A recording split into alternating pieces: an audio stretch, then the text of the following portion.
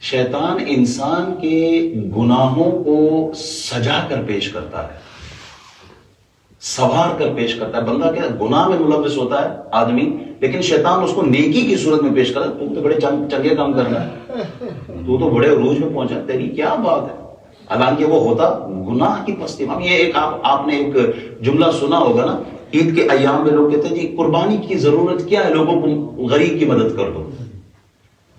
اب بظاہر یہ جملہ بڑا اٹریکٹیو ہے کہ یار کسی غریب کی مدد ہو جائے گی اور اس کا پیٹ، اس کا گھر، اس کے بچوں کی مدد ہونے کا اچھا کام ہے.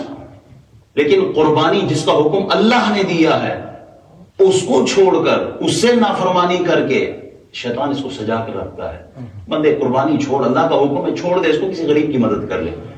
اب یہ نعرہ بھی بڑا اچھا نعرہ، غریب کی مدد کرنا، لیکن یہ گناہ کا عمل اس لیے ہے کہ اللہ کی حکم کی نافرمانی ہو رہی. غریب کی مدد کرتے رہو، کس نے روکا ہے؟ لیکن قربانی کیوں چھڑوا رہے؟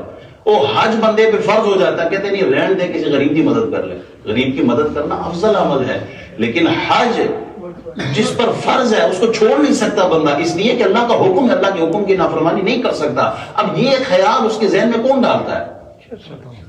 ملعون، ابلیس، لعین. یہ شیطان کا عمل ہوتا ہے. اب نماز پڑھنے کے لیے مسجد کی طرف رخ کرتا ہے آدمی، اچھائی کا عمل کر رہا ہے، لیکن اس کے ذہن میں وسوسہ ڈال دیتا ہے کہ تیری کیا بات ہے، تو پنج وقت نمازی ہے، تو پہنچے ہوئے بزرگوں کی طرح، تیرا مقام بہت اعلیٰ، تو سبحان اللہ، تیرے تو نعرے بجنے. اب آدمی اچھا کام کرنے آ رہا ہے، لیکن یہ وسوسے ڈال کے اس کی نیت اور اخلاص میں فطور ڈال کر وہی اچھا عمل اس کے لیے پھر وبال جان بن جاتا ہے. تو کیا کہا اللہ فرماتا ہے ان الشیطان لکم عدو فاتخذوہ عدوا. یہ شیطان تمہارا کھلا دشمن ہے، ظاہری دشمن ہے، پکا دشمن ہے تمہارا.